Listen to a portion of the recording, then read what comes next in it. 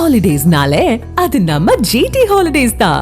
GT Holidays, South India's #1 travel brand.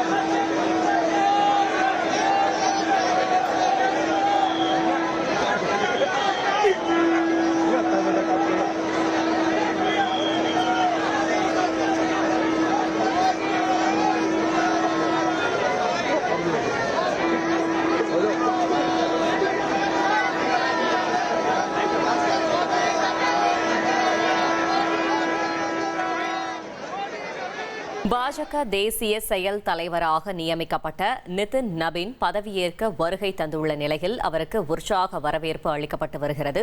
அது தொடர்பான காட்சிகளை நாம் தற்போது பார்த்துக் கொண்டிருக்கிறோம். பாஜகவின் தேசிய செயல் தலைவராக பதவியேற்கவிருக்கிறார் நிதின் நபீன். அவருக்கு உற்சாக வரவேற்பு அளிக்கப்பட்டு வருகிறது. மேலும் விவரங்களை செய்தியாளர் வெங்கடேசன் வழங்கிட கேட்கலாம். வெங்கடேசன், வணக்கம். கள தகவல்களை சொல்லுங்க. வணக்கம்.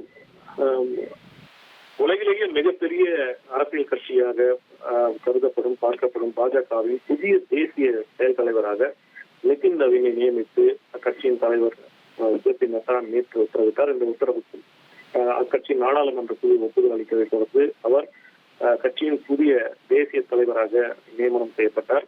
பாஜகவின் செயல் தலைவராக கடந்த 2020 ஜனவரியில் நியமிக்கப்பட்ட ஜே.பி. நட்டாவின் பதவிக்காலம் நிறைவேறதை தொடர்ந்து அப்பதவியில் நீடித்து வந்தார்.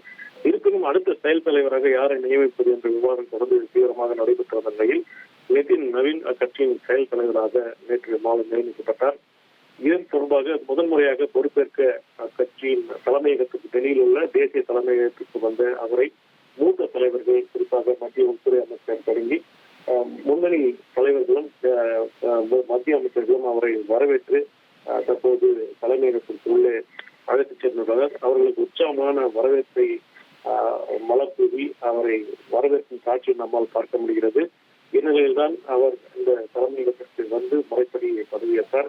அவருக்கு கட்சி அலுவலகத்தில் உள்ள அலுவலக ஊழியர்களும் மத்திய உள்துறை அமைச்சர் பியூஷ் கோயல், அஸ்வினி வைஷ்ணவ் உள்ளிட்ட முன்னணி தலைவர்களும் முக்கிய அமைச்சர்களும் அவரை வரவேற்றுள்ளனர். தகவல்களுக்கு நன்றி Venkatesan. Holidays-nale, adu namma GT Holidays da. GT Holidays, South India's #1 travel brand.